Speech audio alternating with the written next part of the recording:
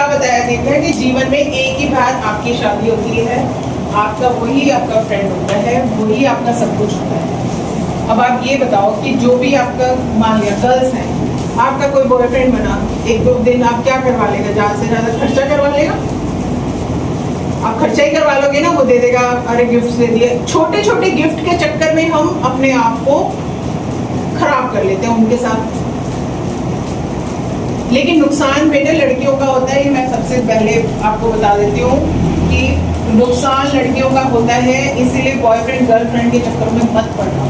आजकल शादियां क्यों नहीं चल रही, क्योंकि समय से पहले चीजें मिल जाती हैं।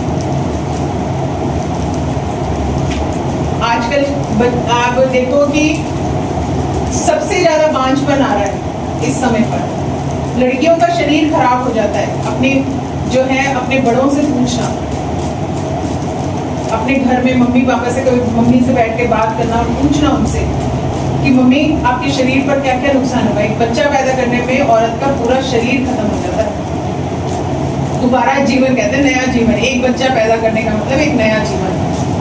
तो आप सोचो कि वो शरीर अगर हम इधर उधर खराब कर देंगे तो वो शरीर हमारा रहेगा, और जिस उम्र में हमें इस शरीर की जरूरत पड़ेगी हमारे अंदर बीमारियां, नुकसान आ जाएंगे। हम 30-35 की उम्र भी पार नहीं करेंगे, हमारे शरीर बीमारियों से घिर जाएगा। और ये इसी वजह से कैंसर भी बहुत ज्यादा बढ़ रहा है। और ये लड़कियों का नुकसान नहीं है बेटे, लड़कों का भी नुकसान है। आपको जिस जीवन में एक लड़का जो है पूरे परिवार को चलाता है, पता है ना, आपके पापा कमाते होंगे तो किसके लिए कमा रहे हैं?